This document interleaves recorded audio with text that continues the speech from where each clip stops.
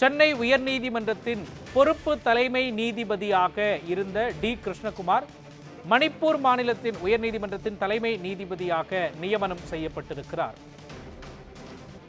உச்சநீதிமன்ற கொலீஜியம் அமைப்பு பரிந்துரைத்த நிலையில் குடியரசுத் தலைவர் திரௌபதி முர்மு இதற்கான நியமன உத்தரவை அளித்திருக்கின்றார்.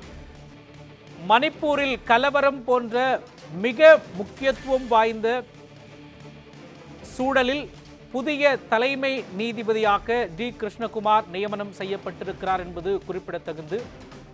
இக்கட்டான சூழலில் மணிப்பூரில் பல்வேறு பிரச்சனைகள் இருக்கக்கூடிய சூழலில் அங்குள்ள உயர்நீதிமன்றத்தின் தலைமை நீதிபதியாக டி கிருஷ்ணகுமார் நியமிக்கப்பட்டிருக்கிறார். இதற்கான உத்தரவை குடியரசுத் தலைவர் திரௌபதி முர்மு வெளியிட்டிருக்கிறார்.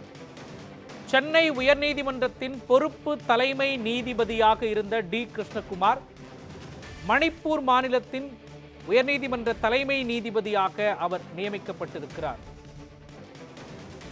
உச்சநீதிமன்ற கொலீஜியம் அமைப்பு பரிந்துரைத்த நிலையில் குடியரசுத் தலைவர் திரௌபதி முர்மு இதற்கான நியமன உத்தரவை வெளியிட்டிருக்கிறார்.